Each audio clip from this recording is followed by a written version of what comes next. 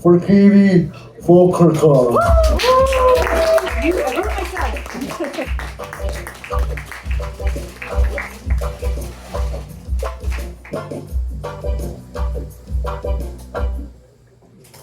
I gotta hold it?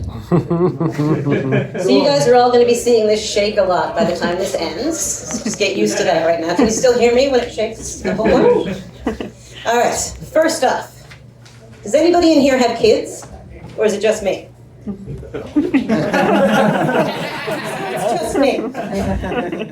Well, I wanted to start tonight by saying hallelujah for the babysitter, because that's the only reason I'm here right now. And I want to tell you today, the story I'm going to tell you, because every time you see me, it's always different jokes, because I got so many, but I don't actually, write them out. I just ramble. So today we're going to talk about the time I went to Europe and almost got deported. But first we got to go before that. We should talk about the time that I failed out of university. Wait, no. We got to go before that. We got to talk about my last year of university. It was the 5th year of a 4-year degree. I was in my last semester, and I was going to celebrate finishing university with a backpacking, quote-unquote backpacking, trip across Europe. I don't research things. I think you should know that beforehand.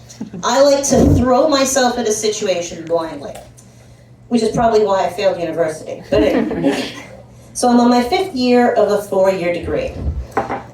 I think I'm going to finish, but then I just didn't do any of the work for 2 of the courses, so I failed. And I thought, well, my average is going to be fine, but apparently it wasn't, so they kicked me out of the program. They said, you can come back next year.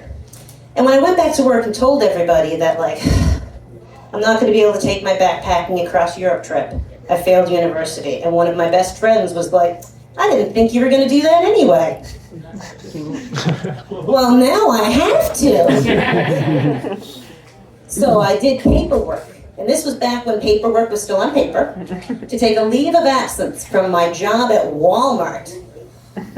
I took 3 weeks off for the first time in my life. And I went to Europe. And one of the questions they ask when you show up in that foreign country, they do that whole customs thing. What's the purpose of your visit? I was ready for this one. Pleasure. Where are you going to go next? The exact words I said were, I don't know, I'll figure it out when I leave. That was the wrong answer. They put me in a little room for a long time. Pulled out my laptop, wrote myself my first blog entry. This was a really expensive trip that's probably going to last 21 hours. So anyway, the only saving grace I had was the fact that because I had failed university, I was still technically enrolled in university. So they said, you don't have enough money in your account. We've looked at your accounts, we've looked at your credit cards, you don't have enough money for this. Which was true. But I had a return, I had a 2-way ticket. I already had my flight out of there. All I needed to do was get myself to Heathrow in 21 days. So I thought, who cares how much money I have? It'll be fine. It was not fine. Thankfully, my dad helped bail me out. Actually, okay, so they finally let me go because I was registered in universities. They said, you still have ties to home. We don't think you're going to try to disappear into our country. I was like, well, I don't want to disappear in your country. You guys are really rude. So anyway, they finally let me go. And so I came out of Heathrow, looking around. What should I do next? What I finally decided to do was take a bus to Dover. Because I'm from Dover, Newfoundland. And I really wanted to be able to say that I'd finally seen the White Cliffs of Dover, right? Because everyone always asks, oh, you're from Dover, have you seen the White Cliffs? Yeah, I have. They're gorgeous. So I went because London was really neat.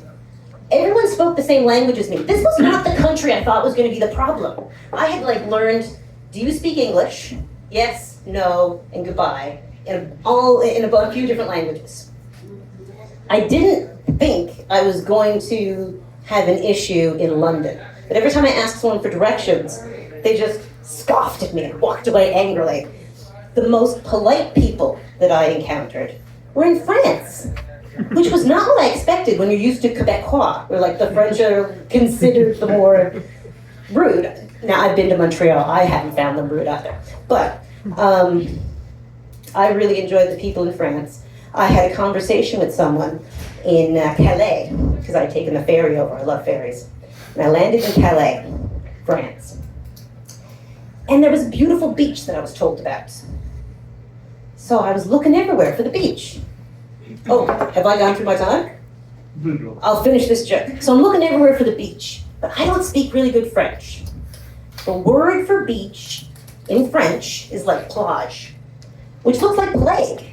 So I'm like, where's the beach? Where's the beach? Plague? Who would want to go there? Where's the beach? So that's my time. Thank you so much. I'll finish this time. Yay!